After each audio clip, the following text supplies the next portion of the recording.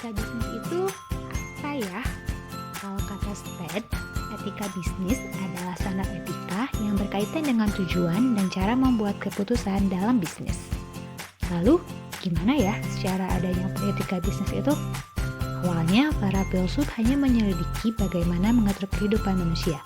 Kemudian, mereka membahas bagaimana pengaturan dalam hal perekonomian dan kegiatan niaga.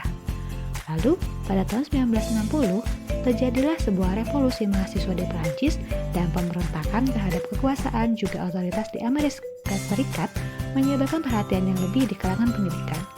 Kemudian pada tahun 1970, lahirlah etika bisnis di Amerika Serikat sebagai tanggapan terhadap krisis moral yang meliputi dunia bisnis di Amerika Serikat. Setelah 10 tahun berlalu, etika bisnis berkembang menjadi ilmu baru dan menyebar sampai di Eropa di tahun 1980.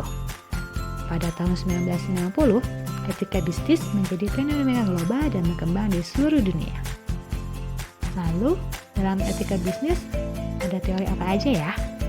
Yang pertama, ada teori teologi, yaitu teori baik buruknya suatu tindakan diukur dari tujuan yang hendak dicapai.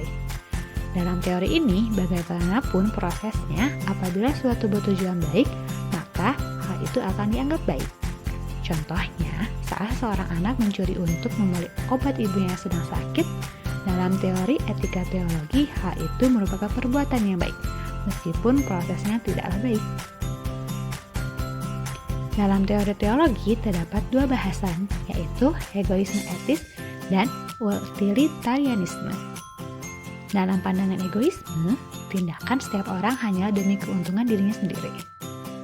Menurut utilitarianisme, tindakan adalah baik jika membawa manfaat baik untuk semua pihak. Lalu ada deontologi, atau dalam bahasa Yunani artinya kewajiban. Dalam deontologi, hasil akhir perbuatan tidak menjadi pertimbangan. Tapi, suatu hal baik dilihat dari prosesnya.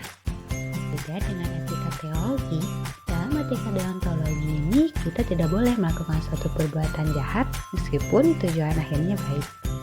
Lalu selanjutnya ada teori keutamaan. Teori ini berasal dari pemikiran Aristoteles mengenai tujuan kehidupan adalah kebahagiaan yang penuh kebijakan. Teori ini berfokus pada karakter moral dari sang pengambil keputusan. Dalam teori ini, kita akan menjadi baik apabila melakukan tindakan yang bijak secara teratur. Lalu ada teori hak. Teori ini dibentuk dari teori deontologi, karena kewajiban adalah sebuah pengorbanan untuk mendapatkan haknya. Teori hak ini, setiap orang mempunyai hak atas dirinya sendiri dan orang lain harus menghargai hak setiap orang. Selanjutnya ada etika bisnis Islam. Dalam teori ini, segala hal yang berkaitan dengan perbuatan ataupun kebijakan dalam berbisnis haruslah berpedoman kepada Al-Quran dan hadis. Salah satu contohnya ada kejujuran, tepat janji, amanah, dan toleransi. Terima kasih telah menonton, semoga ilmunya bermanfaat. Wassalamualaikum warahmatullahi wabarakatuh.